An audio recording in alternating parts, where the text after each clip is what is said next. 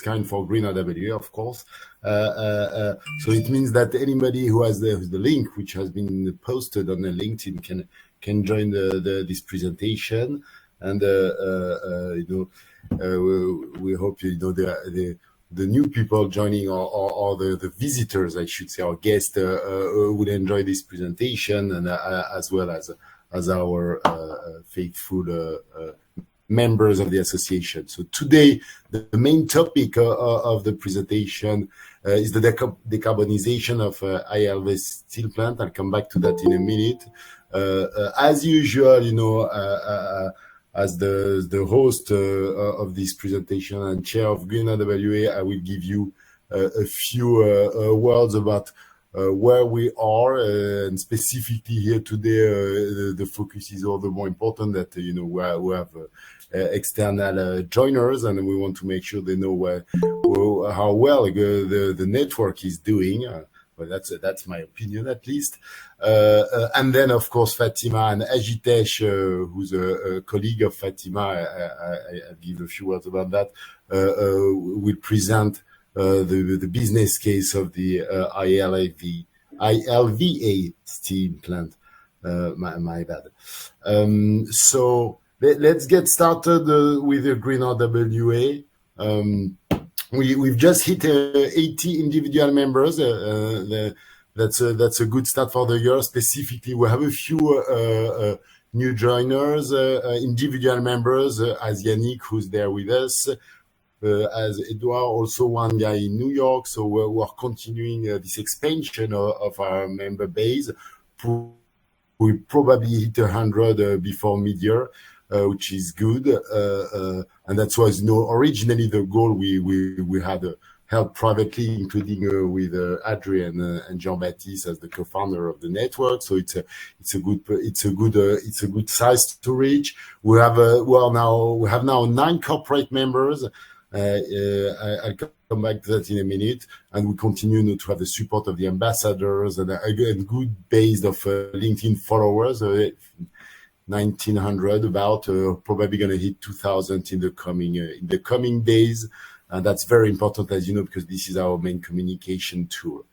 So on the update itself of Green RWA, as I said, we have 80 members. We have now Finastra, who joined us as a corporate member, thanks to Wefe lobbying there as she was leaving the company. So we are very, very happy to onboard Finastra. It's a powerful corporate, and we're very happy to have their support. Jay McKee is the head of ESG at Finastra, and the one who made that call along with, I guess, Salman Paris, the CEO, to join us. So we'll put a program together to leverage that support and to make sure it helps us get more visibility and more entry points into the financial community. As you might have read, at least for the individual members, the membership fees stay the same for 2022. We all know there is a lot of inflation around the world, specifically in UK, where I sit, of course, but also somehow in Europe and in US mostly. So, but we decided to keep the fees. The treasury, the cash is looking good at the level of the association. And of course, we count on your fidelity and your renewal of your fees this year. But we are confident we have enough cash to manage the association properly this year, and including we are hiring a consultant who will join us in US in April to help us get some more awareness and more traction in this market. I'll come back to the US market in a second. Next General Assembly will happen in March. To be programmed exactly, but probably as last year, somewhere in the second half of the month. You'll get, of course, an invitation for that. It's very, very important. Members join. We'll have important things to decide at that point. The next meeting or next event, I should say, is in February. I think, Walid, it's on the 14th or the 16th. That this will happen. 16th February. The 16th of February, and this will be about quantum computing. So we have Michel Kurek, who's a quantum computing specialist or advisor, who will join us for 30, 40 minutes, the usual format to present the case of quantum computing, of course, as where it stands as a new technology in a way, but also from energy perspective, because as you know, why do we want to talk about quantum computing? It's because it's a very, very powerful and fast way to calculate, of course, and hence potentially a way to save energy. But there is also some things to measure against that capacity of computing, which is the energy that it requires to start quantum computing, because you need to get to a very low temperature first. So it will be, I guess, a very, very interesting discussion to have, and it's really part, of what we are trying to do now, including with this presentation with Fatima and Anand, is really to give our members and any joiners visibility about the economy of the transition. What are the new technologies and what are the ways we see forward for transition to happen, including at the level of the economy and the corporates underlying the economy. So this is really exciting to get these people joining and coming to present to our community. Market news. I think it's very important, and that's why I'm very, very optimistic for this year, not only from the Green RWA perspective, but also about where we see the market, how we see the market and the financial community moving around the world. So first and foremost, I want to say that the CERM model, there was a new white paper that Jocelyn Garnier, Anne Gruz, and Jean-Baptiste Gonnet, whom you probably all know at this point, have been working on for the Institut Louis Bachelier webinar happening in March. So Institut Louis Bachelier is a very known entity in France on finance, and they have been selected there. So it's a very good news because it's going to give us more visibility, on this climate risk approach. We'll probably be able to communicate somewhere in February around this great news. There are some banks now testing the model, although we can't share the names. We know that there's 2 French banks who know how to integrate the model in their framework at the point they feel it's going to be necessary, or are actively testing the models on a corporate bond portfolio. So this is good. I would like that we be at the point where we can share that officially, and namely, we will have to see if we can do that in a couple of months. But it's very important because more and more what we need and what we see is that, how to put it, we need to be able to show that this is in force somewhere, or at least tested somewhere, because people tend to know to follow the trend, and as trendsetters, we need to show that we've been able to get there. We had some very positive meeting with the ECB, waiting for a follow-up in the coming weeks or months, depending on the rhythm they want to move on. We had also a good meeting with IMF and with Charlotte Gard. I think I shared that already as a name, but the meeting happened a couple of weeks ago, and we think that we know that Charlotte is very keen to work with us, and also to see how she can onboard us with GFS, and also with the Bank of International Settlement, where this is the ultimate goal for Green RWA to onboard our model and our climate financial risk approach into the Basel framework.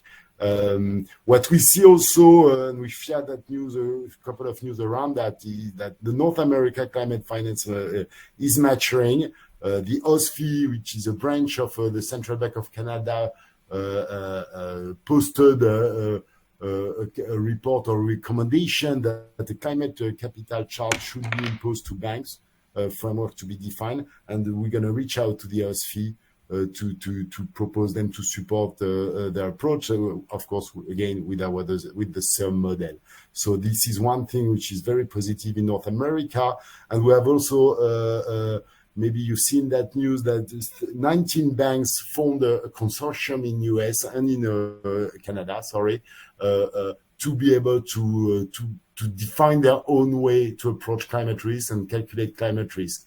So this consortium of 19 banks is led by Wells Fargo, Bank of America, and RBC. So if you work in these banks, or if you know people who are working on climate risk in these banks, we're very, very interested to get contacts and to support us on reaching out to them. We've already some contacts there, but these institutions are huge, and we need multiple points to be able to lobby properly with our climate risk approach. So feel free, to reach out to us, to Wayfair and Audrey, who are our ambassadors in US and are specifically involved into pushing our cause to this new consortium. So all in all, I think we're on a very, very good stream, and I shouldn't stream, but maybe we're on a very good trend now, both on Green RWA as an entity, but also we see that the market is changing, and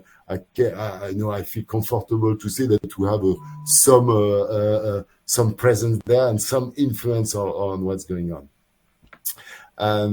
So this is what I wanted to say, for our usual update. I'm just struggling to move my slide now. Can you still hear me? Yes, we hear you. Yes, sorry, I'm good. I'm gonna hand over now to Fatima and Anand, who are gonna present the business case. So Fatima, you can take over from a presentation point of view while I introduce this case. So Fatima is a member of Green RWA, of course. She's a former director at HSBC. She's currently doing an MBA at HEC, and she's been working on the business case, which I think is very interesting. Steel industry is one of the heavy polluter from a CO2 perspective, of course, and it's a big challenge for the whole planet to be able to move to that net zero path, and from a steel production point of view. So I think it's a very interesting business case for us, and we're very happy, Fatima, that you can be here with us and present that case. And also she's been working on that with Anand. Ajitesh ANAND, my bad, sorry, who's a solution manager with the steel practice at McKinsey, and we co-present today with Fatima. Thank you, Ajitesh, for being there today. And without further ado, I will let you handle the second part of this presentation, Fatima. Okay, thank you, Olivier. Just one more thing, sorry. Yeah. Feel free to ask questions as usual. We want that to be interactive. We love that, it's a discussion more than a formal presentation, and that's it. And I share that now. Yeah. Okay, so thank you, and thank you all for being here. It's a real pleasure. Thank you for your enthusiasm and interest in the steel making. I hope you will learn more and enjoy the presentation. So this was part of my work in HEC with Stefania, and we had Ajitesh as an advisor because he's very expert in this field. So as it is a good practice in McKinsey, to start by the executive summary. So we'll do the same here. So the main takeaways are that ILVA will have no choice but to substitute its furnace when they will arrive at the end of their lifetime, because no bank will agree to finance non-green technology. So they will do it gradually. And in parallel, they will also substitute the natural gas with biogas and do more energy efficiency. So this will allow the reduction of scope 1 emissions and the remaining emission from scope 3. So ILVA has to coordinate with its suppliers to agree on initiatives and how to split costs. We also conducted the OPEX analysis, and it shows that it is more efficient for ILVA to move to the green technology rather than maintaining the old technology. And we made the assumption that it needs a carbon price to be higher. So typically, it's a carbon price around $100 will be enough, and it's quite conservative.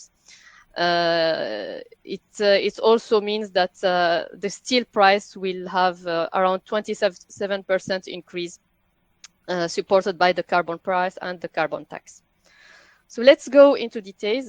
Don't hesitate to ask questions. So this is the overview of the steel making. The traditional way to make steel is to use the blast furnace. So it's the one here in the middle. It's very coal consuming. So 75% of energy consumption is from coal. And steel making is responsible of 8% of global energy demand and 7% of energy sector CO2 emissions. So which is really big, and is among the hardest sectors to abate. There are some new techniques which are greener, like the direct reduction iron and the electric furnace, and they use more scrap, so it's different technology. So if we look at ILVA, so ILVA is the biggest Europe steel plant. It joined ArcelorMittal in November 2018, and in 2022, it will be joint venture between the government Italian and ArcelorMittal. Its capacity is 6 million ton per year of steel. Its production has declined in 2020 and 90 because not all the units were operational, but it's supposed to be back on track from 2021. On the right side, you have the process operating units, and we use this to estimate the carbon emission. So this carbon calculation was done by Ajitesh based on his expertise. It shows that so the main carbon emitters are the one here in the left. So they are all linked to the blast furnace, which I said before. So it represents the bulk of the carbon emissions. It's around 10 million ton, which is really, I mean, it's huge. It's carbon monster because they emit around 12 million ton for 4.6 ton of steel, which is, and it's almost the triple, where the average carbon intensity in Europe is around 1.5. So it's really huge, and it shows that the plant is not at all efficient. And you have around 2 million ton from scope 3, which is linked to raw materials extraction and transport. So let's move now to the regulatory context. So the European emission trading scheme, it's supposed that we'll have 55% reduction by 2030 and go to zero by 2050. So we used this to extrapolate from current capacity to what should be the total authorization in the future. We have also the European Green Deal that supposes that there will be around 32% reduction in the energy consumption, and at least 32% of energy should come from renewables. There is also European directive that supposes that the recycling of steel should be at least 80%, but it has already been reached by the industry in 2020. There are also some ongoing projects in the region of ILVA, which should provide all the supply of green hydrogen and green energy in the future. So this should not be a problem for ILVA. So I have one question here, Fatima, if I may. Yes, just on the 55% reduction by 2030 and zero by 2050. We all know the net zero plan from the European Commission. Does that mean that any steel factory should reduce that amount and be net zero at the individual level of a plant by that time, or it's a global analysis? So how the European trading scheme works, that you have authorization to emit per year. So if you are above this authorization, it means that you have to buy carbon credit. So it means that it will become more costly in the future to not be green.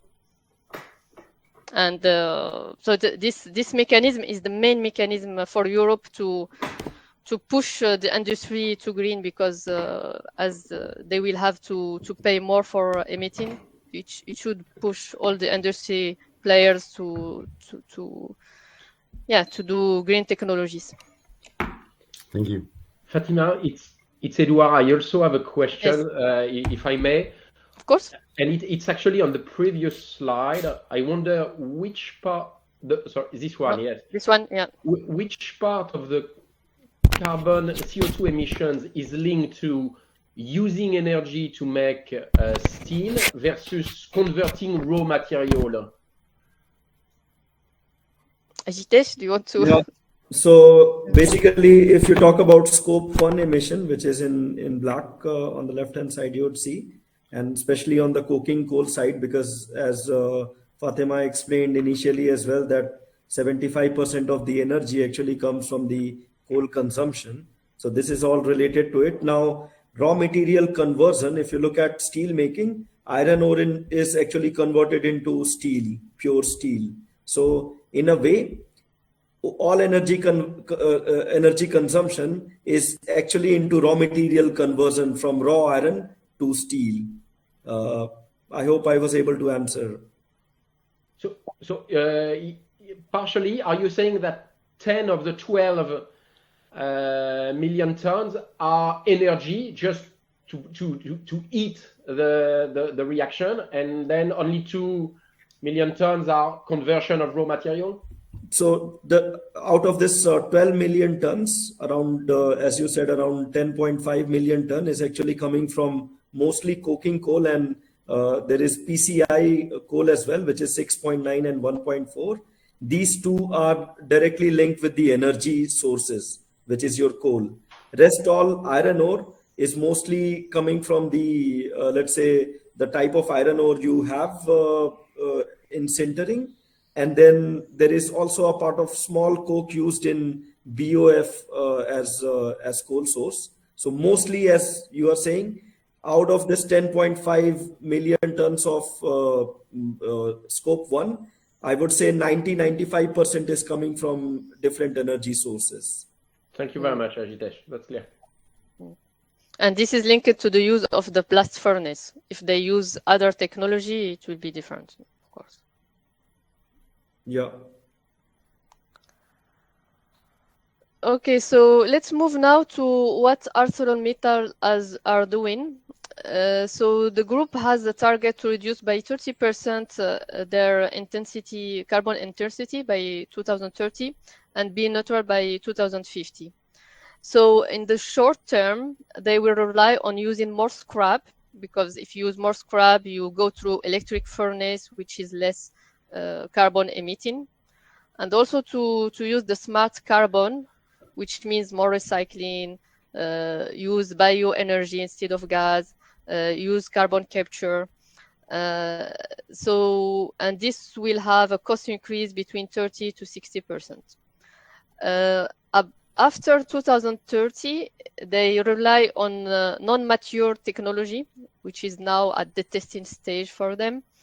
So it means moving to direct reduction of iron and using hydrogen, and it is much more costly. So it will have cost increase between 50 to 80%.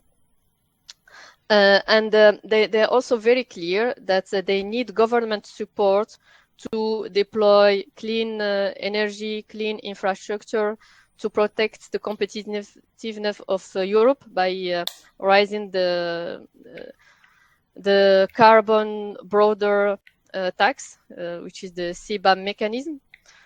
Also to give incentive to consumers, so it means higher carbon price. And yeah, so they clearly they cannot do it alone, and they also want the government to support innovation by financing and through European fund or government financing. So if we switch to what is in the plan from the International Energy Agency, so this is the organism that issue recommendation on how we can achieve the net zero emission by 2050.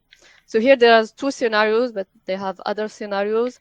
So basically, lots of reduction will come from improvement in material efficiency, which mean like more efficient building, less demand on steel because we have more efficient design on building, on vehicle, etc.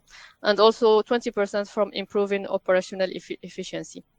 And then quite in line with what ArcelorMittal is targeting. We'll have less usage of coal, more hydrogen, more use of bioenergy, and then after 2030 move to direct reduction of iron.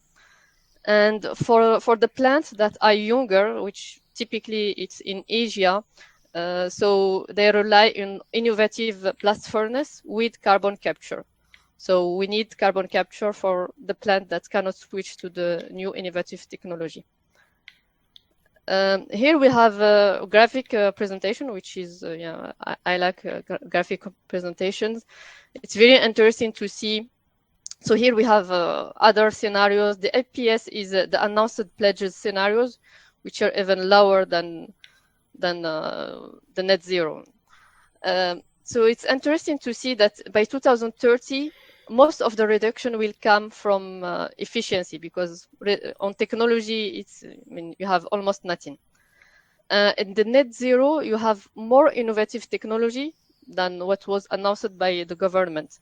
So it means that you will have more technology, and it will allow to drive the cost reduction and to deploy the infrastructure, which will pay in the long term, because in 2050, you have more than half of the technology in the net zero scenario that are cost effective.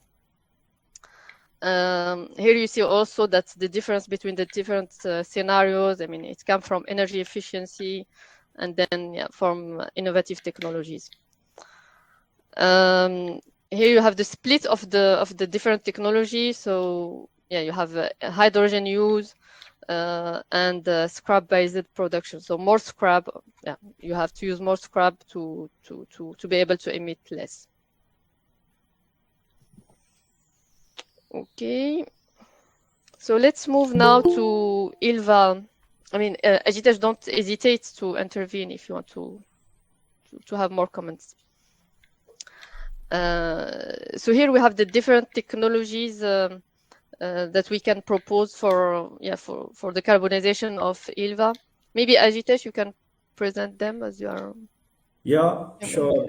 So, first of all, in terms of decarbonization of any steel plant, there are three levels of or three stages that you can actually go into. The first stage is actually we call it brown steel, which would lead to about 0 to 30% reduction. The second is actually gray steel, which would lead to 30 to 80% reduction. And then the third stage is green steel, which would lead to almost more than 80% to up to 100% of reduction. Not 100%, but close to 100%. Now, the first approach is direct smelting. So as Fatima was actually explaining, and we saw in the previous slide that blast furnace, which actually consumes coke, is one of the biggest actually emitter. So if we replace blast furnace, or the way we are smelting iron ore into melted iron, if we are able to do that, we'll definitely reduce 10% of the overall emission. So that would be the first step that the plants can actually do. However, they are brown steel because they would still not be able to reach a certain limit. Now, the next is actually BF, BOF with DRI and HBI. So what is DRI and HBI? So DRI is actually direct reduced iron. And as I said in the first step, is changing the reduction methodology of iron ore.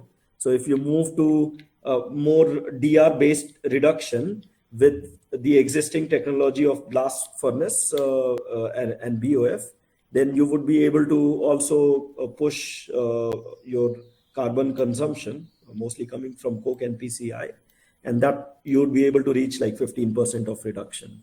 Now, the third level, which is being tested at the moment by different steel players here in Europe, mostly in Germany and in France, is actually, so some of the coke, or not coke, but the pulverized coal, PCI, is replaced with hydrogen. So you replace a significant part of carbon emission by just using hydrogen. As I said, this is still being tested right now. Some are successful, some are still struggling because there is some operational limitation to use hydrogen, as we have understood. But this would actually lead to almost 20% of reduction based on what we have seen as of now. Then we move to the gray steel side, which would lead to another additional reduction in carbon emission. The first is actually going more to electrical methodology. So which is basically you melt carbon-free DRI, and then you basically process your melted iron directly in BOF. So BOF is basic oxygen furnace, which actually so steel making is a redox process. So you first reduce iron ore, and then you oxidize your reduced iron to convert it into liquid steel. So what this technology basically says is that you sort of use electricity to first reduce your iron and then move to BOF directly. And then the next one is more significant, which is the same conventional method, BOF, but using biomass, or you replace your fuel, which is mostly coke and coal, with biomass fuel. That would reduce like almost 35%. The next is actually BOF with carbon capturing and carbon uses, which is being also like some of the EAF based plants in Middle East. They are very easy. I mean, they had been able to do it very quickly. And I mean, some examples had been some Middle Eastern steel plants actually capturing carbon and using it back into oil wells.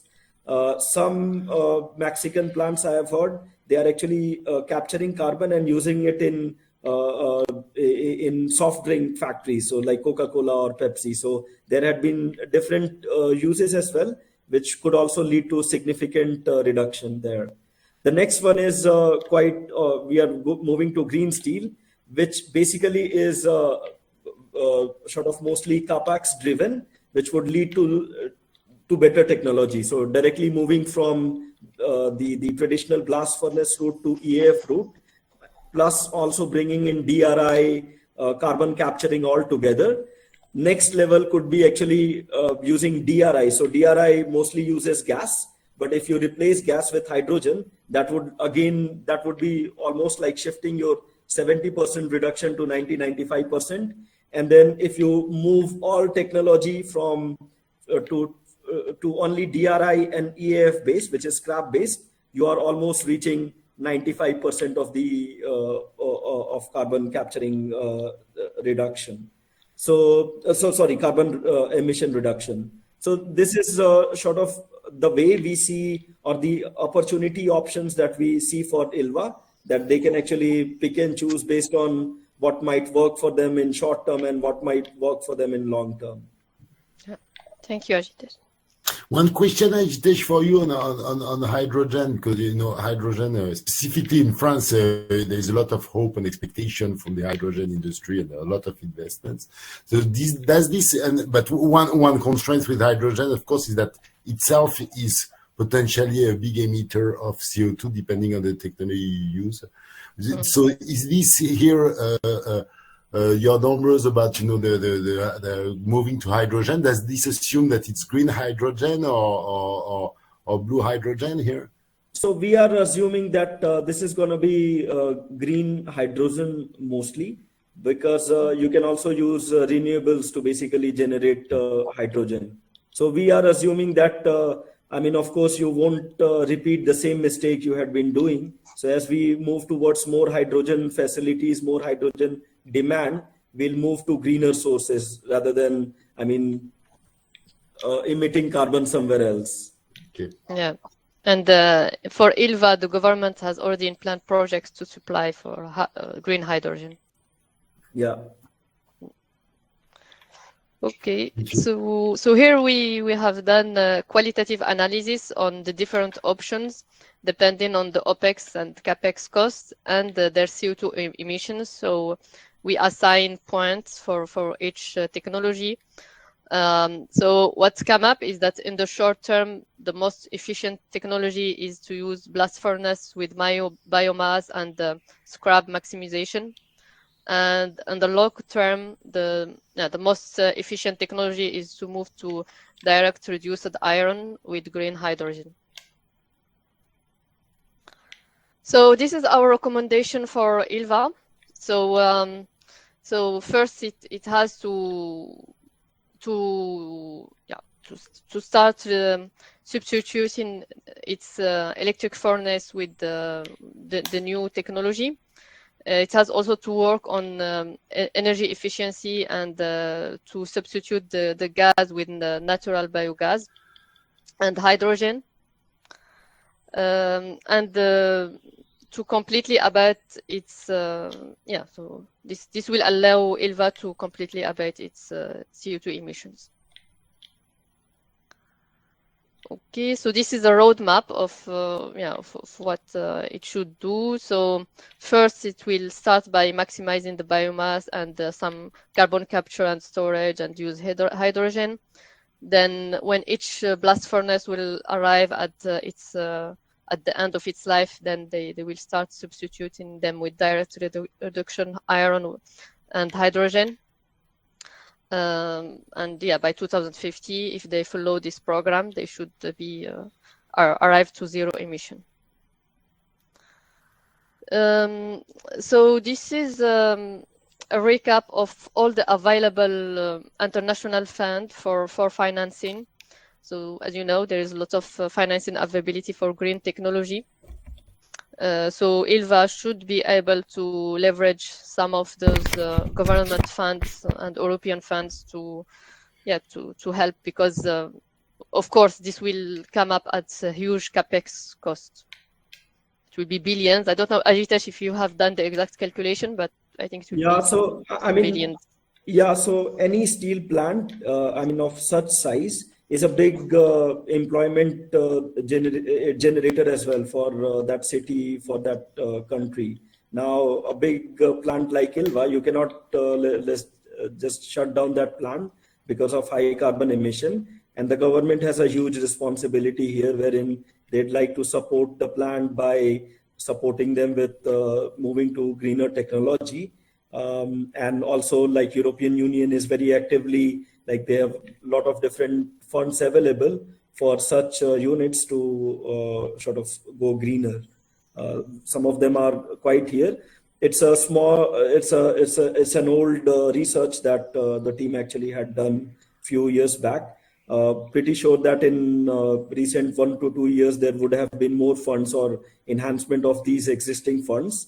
But I mean, these are some of the options, clear options that we saw ILVA can actually go after. Okay. So here we have done exact calculation of OPEX, and we add also the CO2 costs. So the CO2 costs, so the assumptions we took, maybe I can show the assumption before. So first we take what is the current capacity, and we apply what is the maximum authorization for CO2 emissions. So any extra CO2 emitted should be compensated by carbon price. Then we took some assumptions on carbon price, which I think very conservative. I saw that carbon price can go way beyond that. I mean, it can go easily. It can go to $200. We assume that by 2050, 50% of the steel can be recycled, which is quite in line, I mean, even below the regulation, but it's in line with what is planned locally by the government for ILVA. And we took what I mean, all the recommendation that we stated before, so replacing the old furnace, gradual substitution of coal by hydrogen and biogas, and more energy efficiency. So yeah, so to the takeaways from this study is that when we compare the OPEX, including the CO2 cost, the carbon cost, we can see that it is more costly for ILVA to maintain the old technology, which is here on the left, than to move into green technology.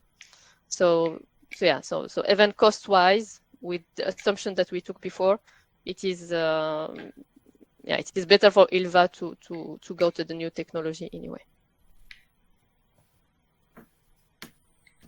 Okay.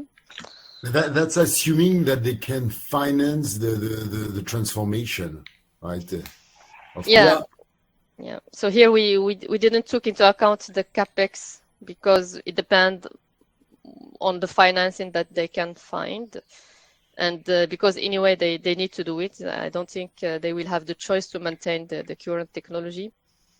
But yeah, the real cost it will be some extra cost from financing the investments.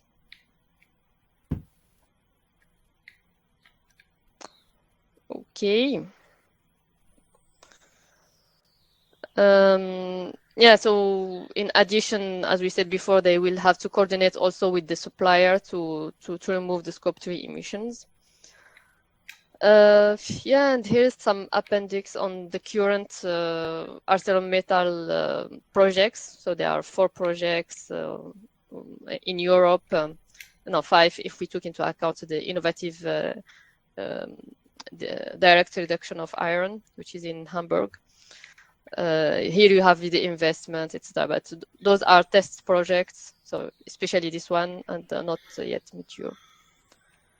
And here, I mean, it's interesting to see the different scenarios stated by the International Energy Agency and where they will land. So interesting to see that with the stated government scenario, so with what is now in the what has been legislated, I mean, we are on track for 2.5 degree by 2100, and we CO2 emissions will not really be reduced. So there's still a gap between what is now planned, what is announced, so those are the announcements, but not yet in law, and what really need to be done to be net zero by 2050. Okay, so this is the end of the presentation. If you have, don't hesitate if you have any extra questions. Thank you, Fatima. Just on the clock, because you have 30 minutes exactly. That's great. Thank you. So we feel free. So if you have any question, now is the time. You can unmute yourself and a question for Fatima and Ajitesh.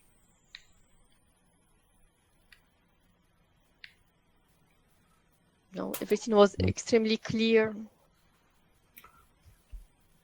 One quick comment. I mean, in case you have any questions that you are not able to ask now, feel free to reach out to Olivier, and he'll definitely direct those questions to me and Fatima. Thank you. It's Adrian here. So hello, everybody. It's just thank you very much for that. That was very interesting. I think the overarching thing I took away, we've got the impression that steel industry is carbon. I guess carbon intensive and not doing very much. I guess just a high level view, it seems like they are doing quite a bit. There's quite a few regulations there, and they are progressing quite quickly. Is that your understanding? So we should be, those heavy industries that are carbon emitters, actually they're doing quite a bit. Is that fair? Yeah. I mean, I'm not in the field, but from what I see, I think the industry is quite active, and what they are planning is quite in line with what the International Energy Agency is planning as well. So I think they are quite in track, but as ArcelorMittal said clearly, they cannot do it alone. They need government support. They need to have carbon tax to protect Europe competitiveness. They need higher carbon price in order to move to innovative technologies and to deploy carbon capture, because it's costly. And they want also the government to deploy the infrastructure, the clean energy, and to support innovation and financing. So it's not only the industry effort, it's also, I think it should be coordinated effort between government and industry. And take into account what Asia is doing, etc. No, thank you. It's true. Sorry, Ajitesh. No, Want to say I something? think, no, I think nothing to add, Fatima. But I have one comment on that, Fatima, is that, we can see obviously the financing of this whole energy transition is a massive issue. And so corporates say that they need the government support, and governments are saying that they need the private sector support. When you look at COP26, big focus. So obviously, we need to find the right balance here. In a way, what we think here in the network is definitely that the private sector needs to be involved and banks needs to be involved, and that's why more and more we see the banks stepping in the financing of the energy transition. So it's a government won't do it alone neither, for sure. Yeah. And by the way, steel industry, I mean, of course, it's a distressed industry. It's not very profit making. Right now, the scenario has changed a bit since COVID. It was quite positive for steel margins. So you'd see that, with all the distress, the plants and companies, they have never been able to come out of it unless the local government has supported. The thing, if you remember a few years back, same thing has happened in UK, wherein the Tata Steel was actually struggling and the UK government actually came in and then they helped with different provisions. So, of course, the government has a big role to play here. One question, please. My name is Rana Tirsch. I'm working with Force, and I've currently a project for decarbonization of a chemical plant in Europe. And you mentioned biomass, and of course I'm thinking about replacing natural gas cogen by biomass. But what happens if some steel plants use biomass for energy, and is there enough availability for the material in the future? Yeah, but I've concerns. The first plant, of course, there's no problem with supply of biomass, but what does happen if there are several power plants or steel plants who want to use biomass? Yeah, and I totally agree that supply is a very big constraint. If there was enough supply and at the rate at which you can get coal, I don't think anybody would actually go for coal. But that's a big constraint. Some plants, they have started replacing a bit. So you cannot replace, you use almost like 500 kgs of coal and coke together in blast furnace. So they have started actually using, like replacing maybe a few kgs initially. And maybe if there is more supply in the future, they would keep on replacing. Plus, this is also not available in like developing countries. If you talk about Asia, like especially India, where I come from, I don't think there is any uses or any possibility that you would be able to replace it in coming future. So depending on your plant location, depending on sort of the logistics and supply chain of the material, of course, availability is a constraint. Plants are using it, but in future, if you want to 100% replace, it's definitely going to be supply constraint. Yeah. I think what is planned is to use like ammonia and hydrogen. When I read the International Agency plan, the big part will be hydrogen more than biomass, because it has limited supply indeed, and then it come into account the cost and the availability of the technology. But hydrogen in the future will be, the use of hydrogen in the future in the industry will be huge. Absolutely. Yeah, sure.